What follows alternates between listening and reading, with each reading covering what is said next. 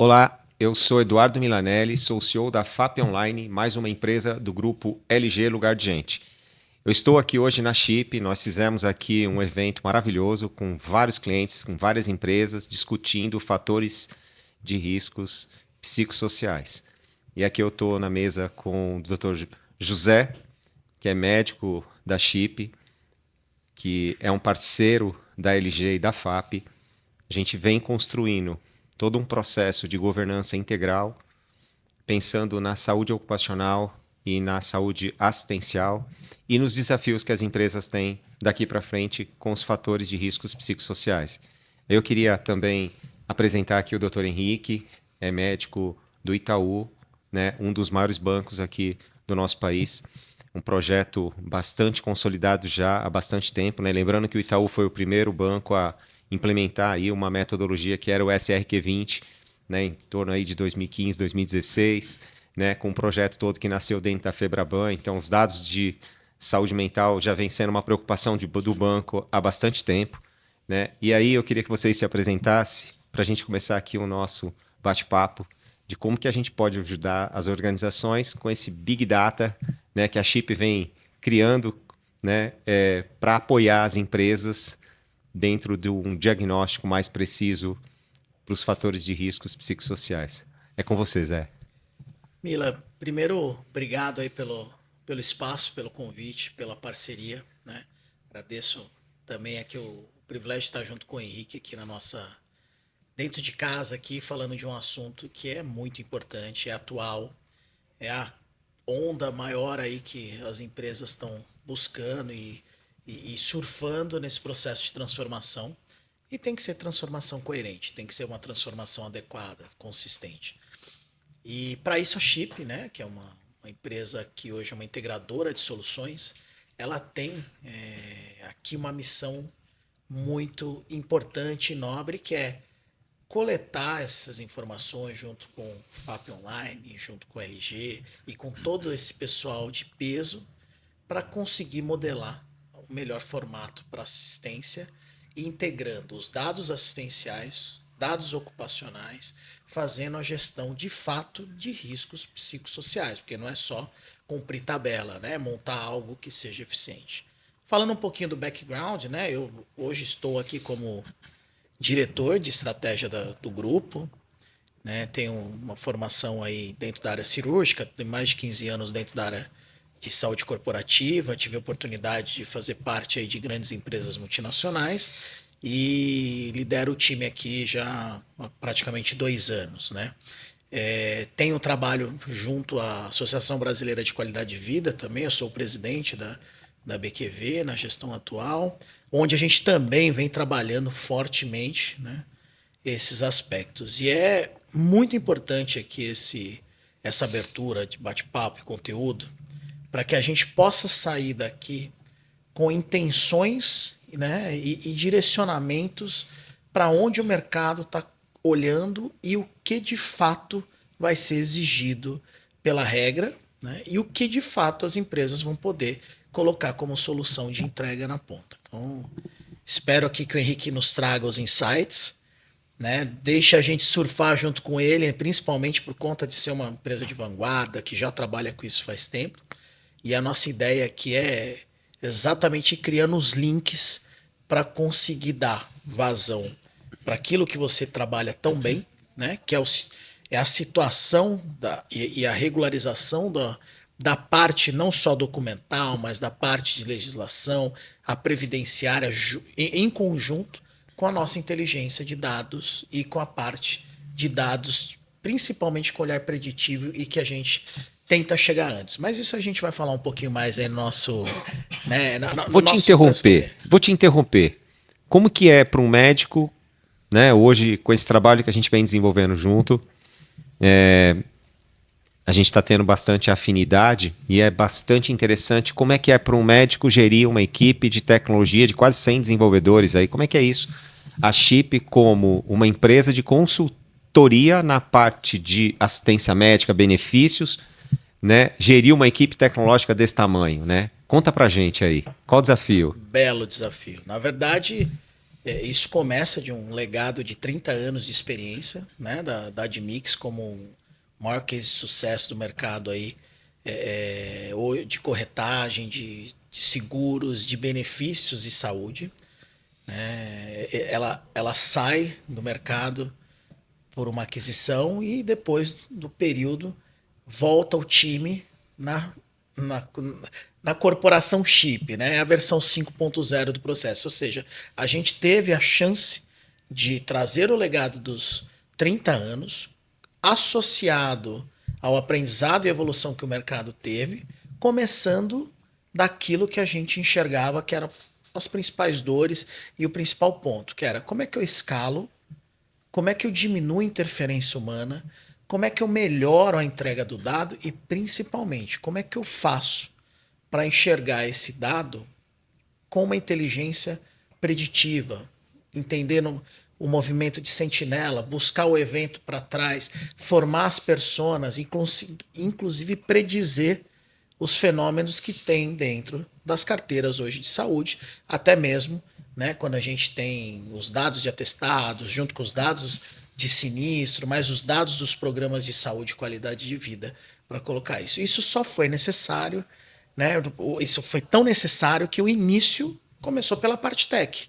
Então, toda a modelagem do negócio, toda a estruturação, foram 2 anos de desenvolvimento sem estar no mercado, fazendo toda a programação, desde a estrutura das nossas soluções, até mesmo a formatação não só dos algoritmos, mas a automação da entrada dos principais dados para a gente conseguir ganhar tempo, ganhar escala e precisão, né, principalmente. Exatamente. Doutor Henrique, vamos lá, vou te provocar aqui. Como é que esses dados nossos aqui do ocupacional, mais do assistencial, pode ajudar a gente aí nos programas, né? Como que a gente faz com que esses dados, né, que são fatores sentinelas aí para nos trazer aí para a gente conseguir traçar os melhores caminhos, né, nesse projeto que para mim tem que ser um roadmap que a gente precisa construir para de fato a gente ter um programa sustentável, né, pensando nos fatores de risco psicossocial, pensando na ergonomia, mas pensando num PGR bem feito. Né? A gente discutiu há pouco sobre termos um grupo homogêneo de exposição ou uma orquiária, que eu prefiro falar orquiária. O FAP daqui a alguns anos vai mudar para GHE, porque de fato nós nascemos com o objetivo de orquiária, porque a gente sempre pensou em locais de trabalho semelhantes, risco semelhante, atividades semelhantes, e quando a gente via um mercado já consolidado lá em 2010, 2011, que trabalhava na formatação dos GHEs por cargo, setor, função, centro de custo, e a gente não acreditava nesse modelo. Na verdade, foi distorcido o modelo de GHE e que, de fato, agora vai ter uma complicação bastante grande, porque a gente está pensando aí, né, não só nos físicos, químicos, biológicos, mecânicos de acidente, os ergonômicos e agora também os fatores psicossociais. Então, eu queria que você trouxesse para a gente aí qual que é o desafio da gente juntar todos esses dados para construir um programa. Isso é positivo, isso é negativo, o banco está indo nessa direção. Eu sei que o Itaú sempre traz aprendizados para a gente, eu acho que é um grande formador de cultura, de olhar para frente, pensar no futuro, tratar com as novas gerações que estão chegando. Então, queria que você trouxesse para a gente um pouco dessa visão. Boa tarde, Eduardo. Boa tarde, Zé. Boa tarde, pessoal que está assistindo a gente no podcast. Primeiro, agradecer o convite de estar aqui com vocês nesse dia riquíssimo de troca de conhecimento, né? Eu estava conversando aqui antes do podcast com o Zé e a gente pôde trocar muitos dados, né? Muita experiência, expertise. O Zé trouxe muita coisa rica, que é o que a gente, né, respondendo a sua pergunta. Mas antes disso, dizer que eu e o Zé, a gente conversou bastante antes aqui do podcast e a gente teve uma conexão surpreendente. Sabe por que é surpreendente? Porque o Zé me falou que ele tem formação em cirurgia e eu também tenho formação em anestesiologia. E por definição a gente não poderia dar certo, né? Mas aí por isso que é surpreendente, porque o anestesista e o cirurgião, eles brigam desde o útero, né? Mas, pois é. Brincadeiras à parte, né? Assim, Mas toda regra tem sua exceção, tá? A prova tá aqui, ó. Então, assim, só para descontrair aqui, né, no ritmo do nosso podcast. Então, assim, eu tô nessa área, na parte de medicina ocupacional, desde que eu formei pela UFMG em 2010, mas também tenho especialização em anestesiologia, medicina da dor, pós-graduação em psiquiatria, pós-graduação em ciência de dados e também tem até uma certificação pela ISO, como auditor interno da ISO 45003 de riscos psicossociais, antes mesmo de entrar no Itaú, porque eu entendi e falei assim, gente, isso aqui vai ser o futuro. Então, o bate-papo que a gente está tendo hoje, essa preparação das empresas para os riscos psicossociais atualmente, me deixa muito feliz de saber que nós chegamos nesse patamar. Passamos pela ergonomia, pelo mobiliário e agora estamos olhando para as pessoas, né? Saímos do modelo americano, Exato. de olhar para o posto, estamos olhando agora no modelo mais francês, olhando uma parte mais humana, o modelo mais italiano, não é isso? Exatamente. Então agora estamos olhando para as pessoas. Você, como muito bem disse, Eduardo, o Itaú é uma instituição que traz muito aprendizado e tem trazido muito aprendizado para a minha pessoa. Não tenho tanto tempo que eu estou no time do Itaú, né? Tem pouco tempo, mas eu tenho aprendido muito e espero compartilhar com vocês aqui. O Itaú é uma instituição que respira tecnologia e respira dados também, né? Então, a gente também tem modelos preditivos de adoecimento mental, né? Existem modelos preditivos do banco para tentar prever quando uma pessoa vai se adoecer ou se licenciar e a gente tentar prover acolhimento para essa pessoa. E a gente tem outros estudos também de dados acontecendo no sentido de tentar identificar fatores específicos dentro do banco que podem ser adoecedores, além das ferramentas de identificação do risco psicossocial, tentando ver questão de liderança, se trocar a liderança, que é uma prática, por exemplo, relativamente comum dentro do banco, que a gente chama de refresh, ela é saudável ou não. Então, tem estudos neste sentido, ainda não temos resultados, porque estão em andamento. Mas conversando aqui com o Zé, ele me trouxe algumas coisas interessantes. Vou compartilhar com vocês o que atualmente a gente pratica no Banco Itaú em relação ao levantamento dos riscos psicossociais, que é o assunto do momento. Antes mesmo dessa exigência específica da NR1, que entrará em vigência em 26 de maio, a NR1 já falava que a gente deveria, né, fazer o levantamento desse risco, mas não era clara neste sentido. E estaria englobada dentro ali até mesmo da NR17 do pessoal da ergonomia.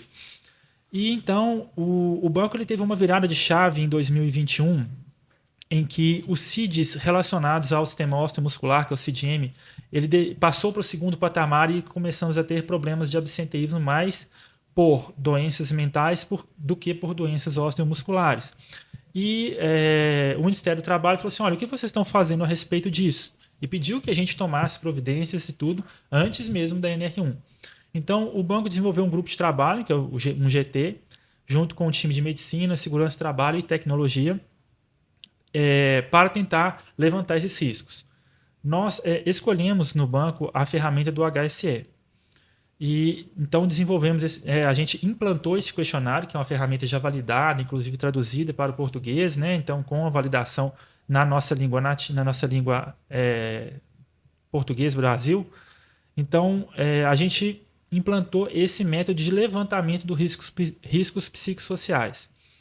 O HSE ele nos traz alguns scores, né, para cada dimensão. Então, cargo, liderança, colaboração dos colegas, controle, demanda, controle, tudo. Porém, ele não traz o que eu considero que foi a grande cereja do bolo do trabalho que o Itaú trouxe, que vem de encontro com o que eu estava conversando com o Zé, que seria a matriz de severidade e probabilidade. Então, assim, o que a gente vai trazer para essa matriz? No banco, a gente escolheu trazer benefícios do tipo B91, com CDF mental, obviamente, para entender o que? A severidade do problema. Ok.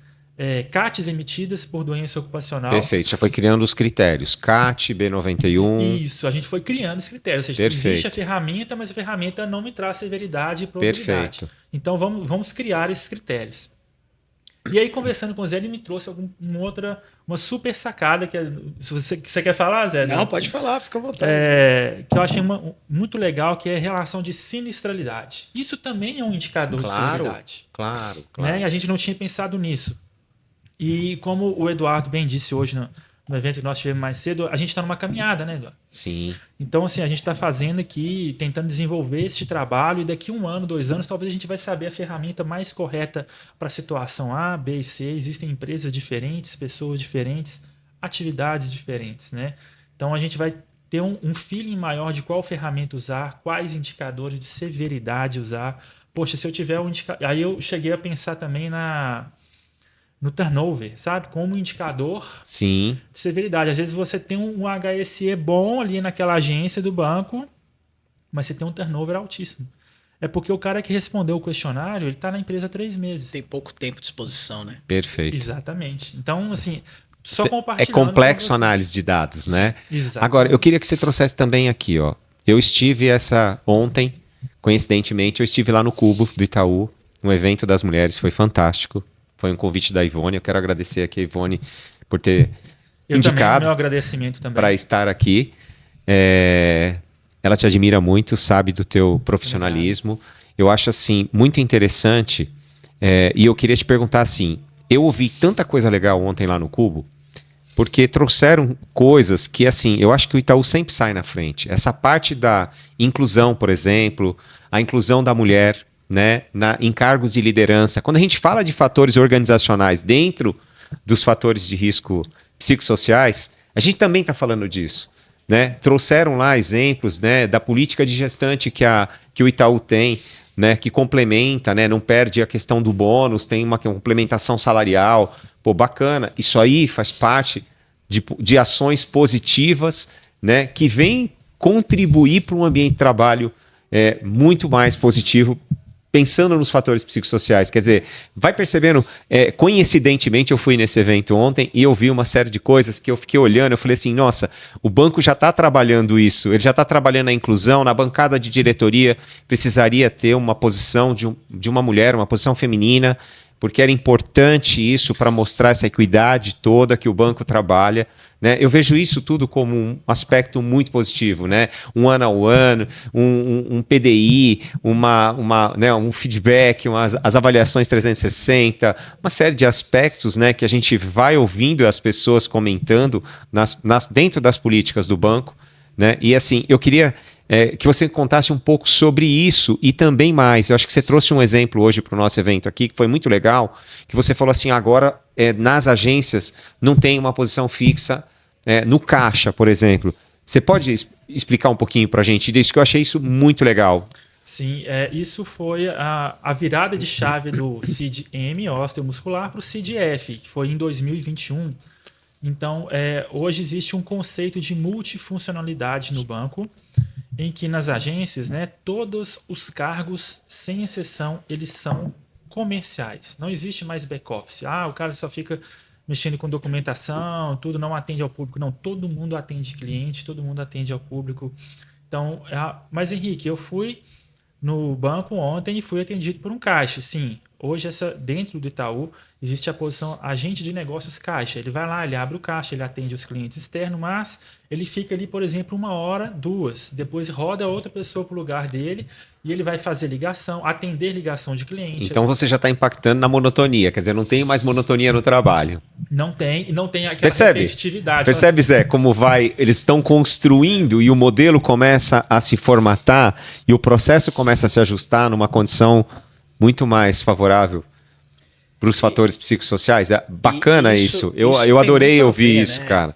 Tem uma adaptação já à linguagem desse efeito multigeracional. Essas novas gerações, elas têm uma característica multitarefa. Sim. Né, de multiplicar ali o tempo com várias atividades. E o banco visionário está pensando no futuro. Já conecta. Já está pensando na geração. Porque são essas gerações novas que vão tocar todo o movimento de transformação operacional.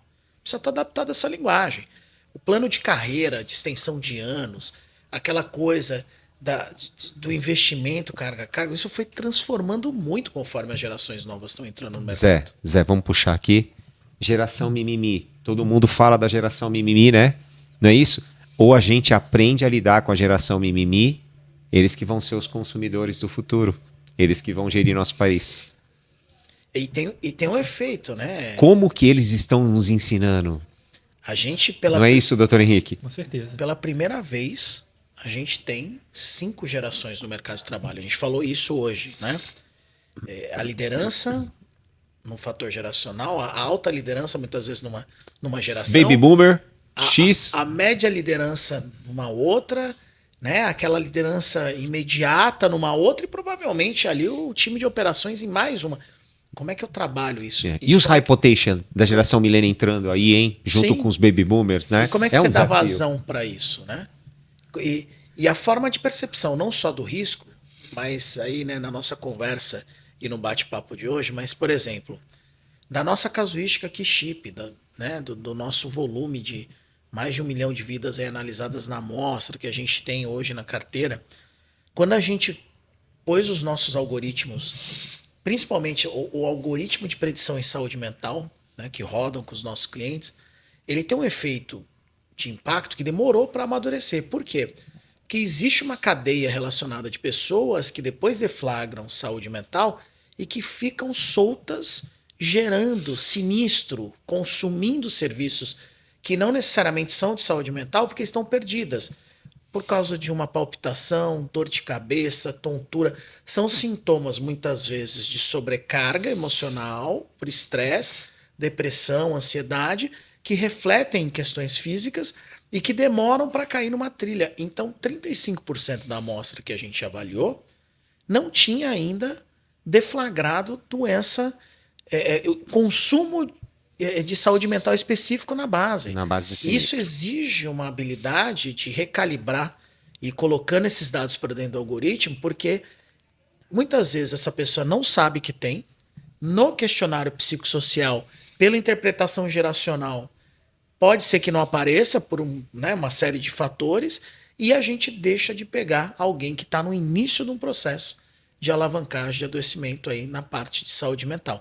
Então, essa é conjunção de dados, trazer essa avaliação do sinistro como um agravo do risco faz todo sentido, porque pode ser que o atestado ainda não apresentou CDF, né, saúde mental. Exato. Pode ser que no nosso questionário ainda não apareceu um fator de relevância do nível de estresse, mas ele já está num volume de absenteísmo e consumo que vai deflagrar preditivamente ali uma doença. Então, Legal. esse é um ponto interessante. Interessante. Eu queria chamar a atenção aqui por um aspecto que eu acho bastante bacana sobre esse assunto, que é assim, ó. Toda vez que muda uma legislação, quem mais se preocupa é a indústria, né? A indústria está sempre muito preocupada. Todo mundo sabe que a industrialização no país vem só reduzindo, né? As áreas de serviço crescem, a indústria diminui, né? Comércio, varejo cresce, mas as indústrias elas continuam se retraindo. Com essa nova regulamentação, ou ajuste na regulamentação da NR1, que a gente vai tratar esses fatores psicossociais, a gente vai tratar os fatores organizacionais, a gente percebe que tem um impacto maior nas empresas de risco 1 e 2, que são serviços administrativos, contato com o cliente, vendas, telemarketing. Então a gente está indo mais nessa direção e as indústrias estão menos propensas a ter esse tipo de sinistro, porque a gente já vem observando que as linhas operacionais de cada 10, 3 é relacionada ao trabalho, mas na linha mais administrativa, de cada 10, 7 estão sendo enquadradas como ocupacionais. E aí vocês como médico, eu estou aqui na posição de provocar, como é que vocês entendem que o mercado vai enxergar isso, já que os maiores empregadores são das áreas de serviço hoje no país? Perfeito. Traz um pouco aí, Henrique.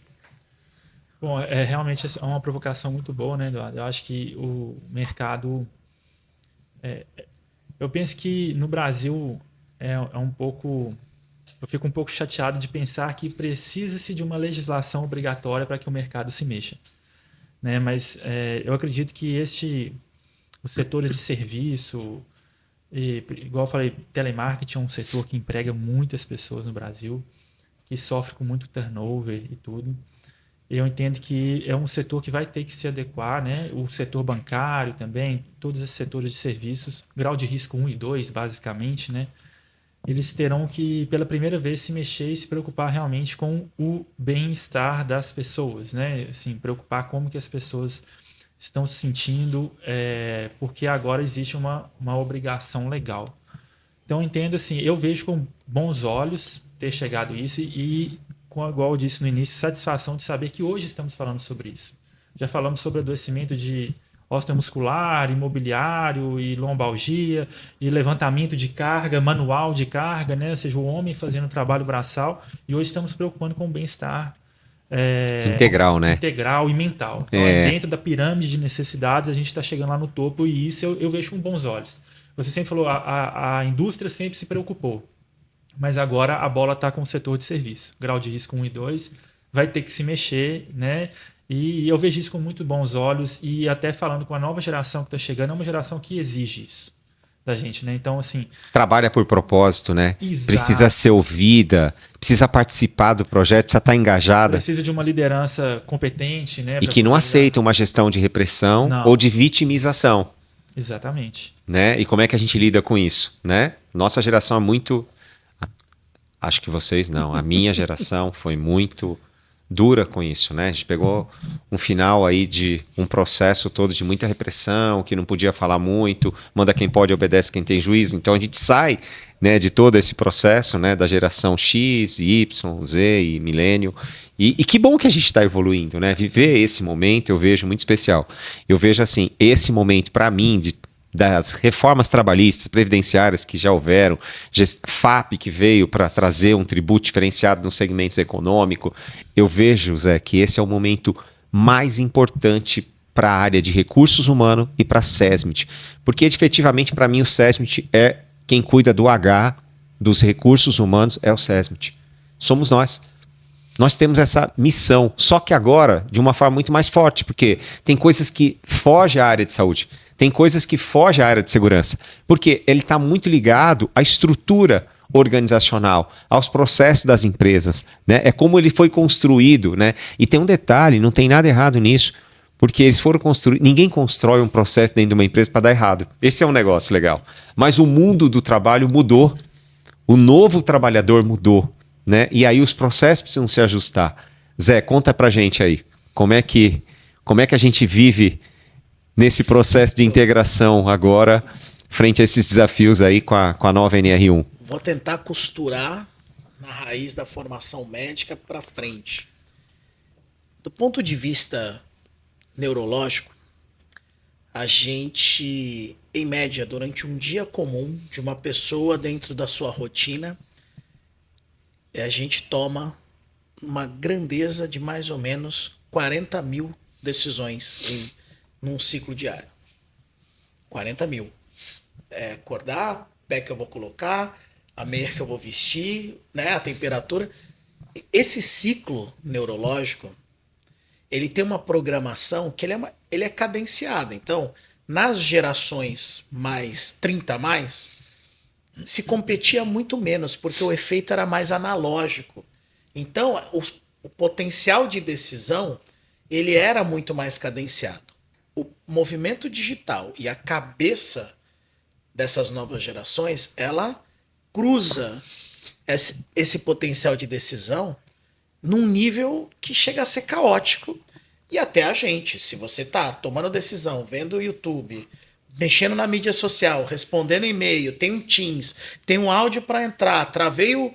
Né? Então, o processo de digitalização, ele achatou em tempo esse potencial de decisão com as conexões neurológicas, e isso já tem uma sobrecarga. Então, do ponto de vista neurolinguístico, eu já tenho uma sobrecarga. Do ponto de vista social, o que se demorava 10, 12, 15 anos para uma mudança de estado, por exemplo, do efeito de uma empresa, né? Pega um porte de uma empresa do segmento financeiro, por exemplo, ela tinha um ritmo de trabalho, um posicionamento de marca. Aí você vem com VUCA, depois você vem com BANI, ou seja, você vem com conceitos, aí você vem com conceitos novos, né? Você vem com ESG, ou seja, a volatilidade, a mudança de cenários do micro e do macro do potencial gestor também transforma aquele caldeirão numa instabilidade. Então eu tenho gente com sobrecarga, eu tenho empresa com sobrecarga, porque ela tem um processo de transformação acelerado, né? E onde que a gente fica no meio disso? Eu preciso ir no micro ali com cada... Né? Como é que eu faço a regulação para essa pessoa trazer ela para um movimento de melhora da cadência da saúde mental? Como é que eu trago essa organização para criar ambientes de trabalho saudável e mitigar os riscos psicossociais? E aí, você muda. Aí, pô, a indústria sempre encabeçou a transformação. Sim. Mas por quê? Porque o risco ele era muito mais palpável. Eu tenho regra É visível, de ouro, né? eu tenho regra de ouro, eu tenho trabalho de descompressão, ou seja, eu tenho movimentos muito mais que aí entra naquele fator analógico. Eu dou cadência, eu dou disciplina, eu dou treinamento. Eu Mas ponho procedimento, eu ponho norma, é isso, e né? eu causo o efeito de segurança. No fator psicossocial que a gente vive hoje, isso não funciona. Então a nossa regra, ela vai para outro estado. A gente precisa criar esses mecanismos de predizer, de enxergar, de criar amortecedores invisíveis dentro da rotina. E como é que eu faço isso? Através de uma inteligência de dados bem adequada para mostrar o impacto, seja do absenteísmo, do sinistro, seja do potencial de afastamento, do presenteísmo, e conseguir capacitar líderes para lidar com essas.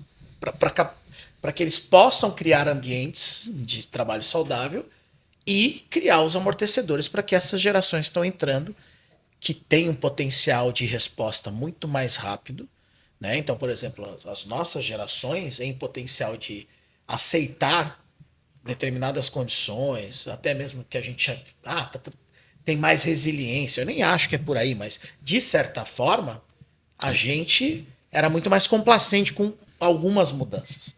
Hoje você tem canais, hoje você tem outros processos que fazem com que isso inflame rápido. Então eu tenho que ter líderes mais dinâmicos, eu tenho que ter gente que fala essa linguagem, né, na horizontal e na transversal, eu tenho que ter ambientes de trabalho que promovam discussão para ter o engajamento. Sem pertencimento e sem enxergar propósito, Perfeito. essas pessoas Concordo também, Zé. não embarcam no processo. Não embarcam. Então esse é um processo. E aí, trazendo um insight para a gente. Se o movimento das empresas não incluir o colaborador na formação e na gestão do risco psicossocial, o engajamento vai ser baixo. E aí o potencial de ação, o questionário não entra, o dado vai entrar torto, eu não tenho um mapa adequado. Mas aumenta o sinistro, e vai continuar presenteísmo, tudo. o absenteísmo, Ou seja, o índice de FAP-RAT, processos trabalhistas, aumenta tudo. Aí é uma alavanca. Já estou pagando a conta, né? Eu sempre falo o seguinte, que quando a empresa pergunta o que eu perco se eu não fizer, né, o enquadramento legal, eu falei, não, você já está perdendo. Deixa eu te contar, você já está perdendo. O que nós fazemos para daqui para frente deixar de perder tanto como estamos perdendo?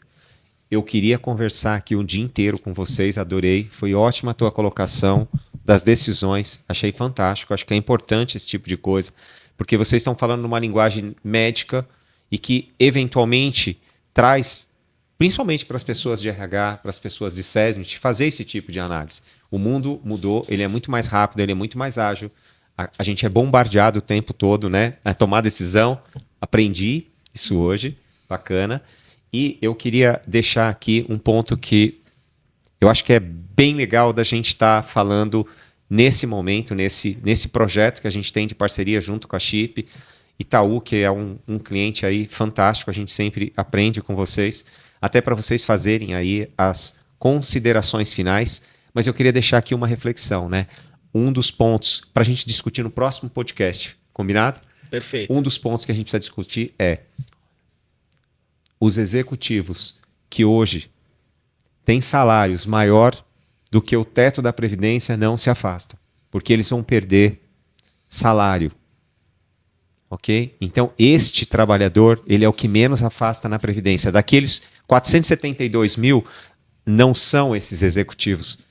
Mas isso não significa que esses executivos dentro da organização não precisam ser acolhidos, não precisam ter apoio, porque eventualmente eles fazem parte desse grupo que precisa muito ser acolhido para entregar o melhor resultado para a sua empresa, para o seu negócio, para a sua companhia. Eu acho que é um pouco disso que nós vamos discutir, Henrique.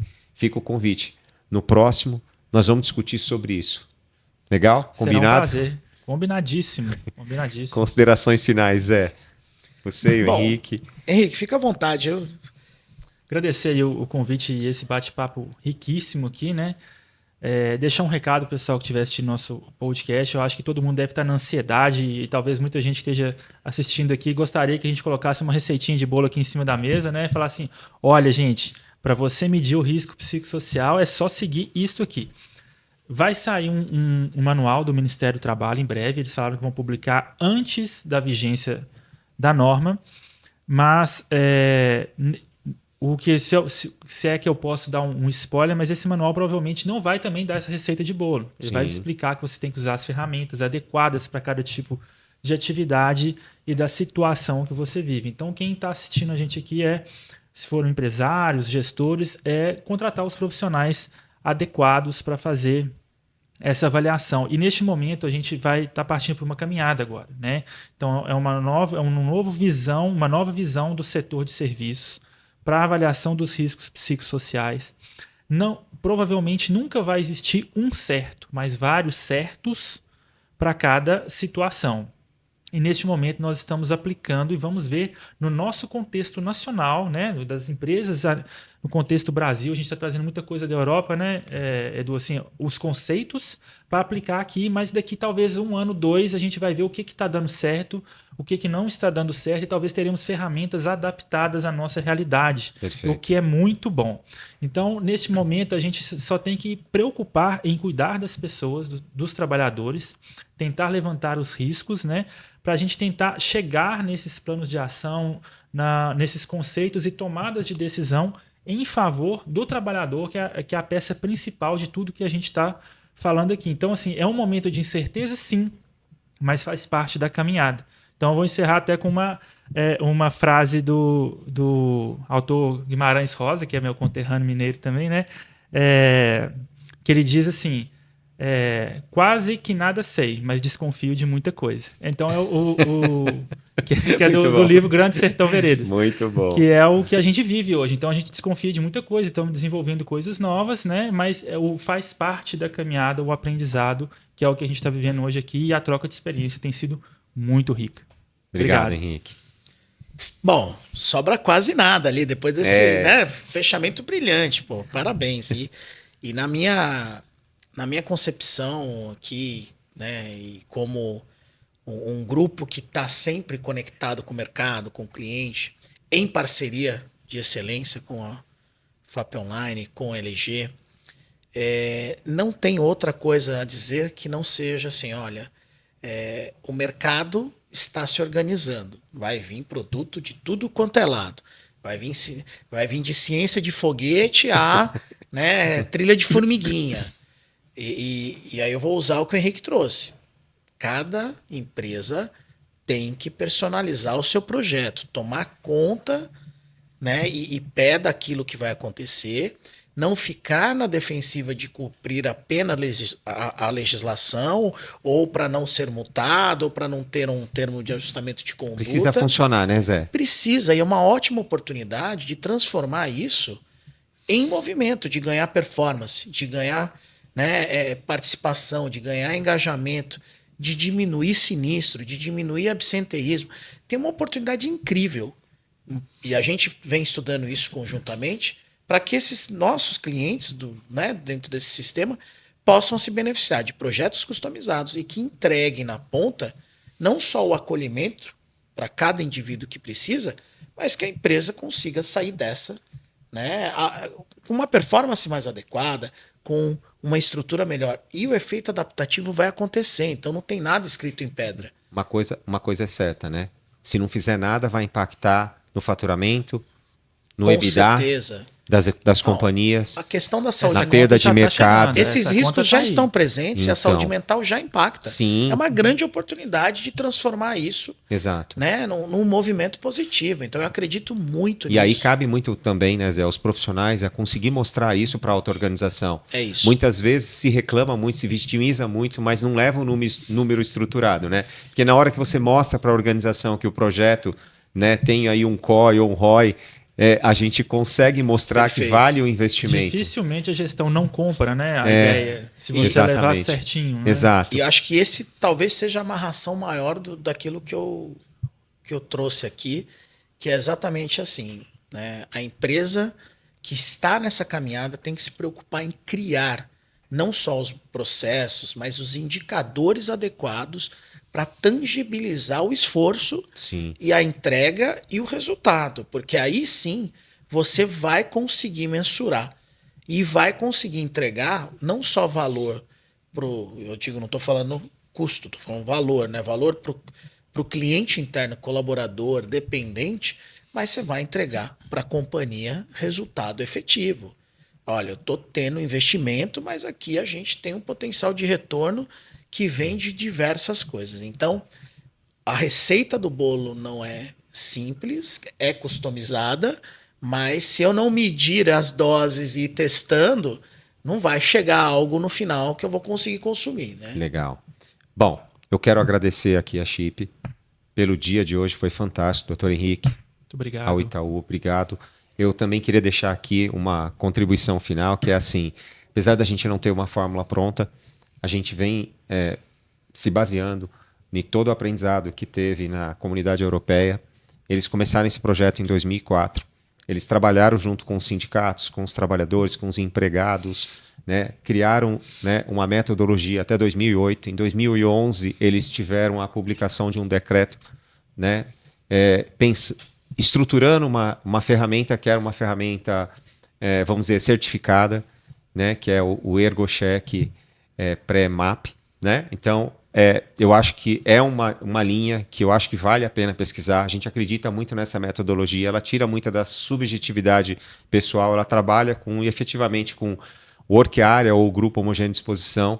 Né? A gente já falou aqui num podcast sobre como constituir esse grupo homogêneo de exposição. Ele é único para riscos físicos, químicos, biológicos, mecânicos e acidente ergonômico. Não se tem grupos homogêneos de exposição diferentes para risco ergonômico. Então, acho que é deixar muito claro isso aqui para quem nos ouve, né? Que é nessa linha que a gente vai caminhar, que é pensando exatamente como o legislador pensou na NR1, que é com base na ISO 45001, que foi criado, né, o GRO, e agora com base na ISO 45003, que fala, né, tanto do ErgoCheck como o COPSOC, a metodologia toda para avaliar os fatores psicossociais. Fica a dica para quem está nos ouvindo, para estudar mais sobre a matéria. Né? Cada empresa vai ter que construir o seu modelo, mesmo tendo a ferramenta, né? A metodologia ajuda bastante, mas cada empresa precisa avaliar o que faz bem, né? E o que precisa ainda fazer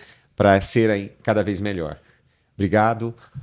Foi muito bom estar aqui com vocês. Eu agradeço. Pessoal. Obrigado. Obrigado.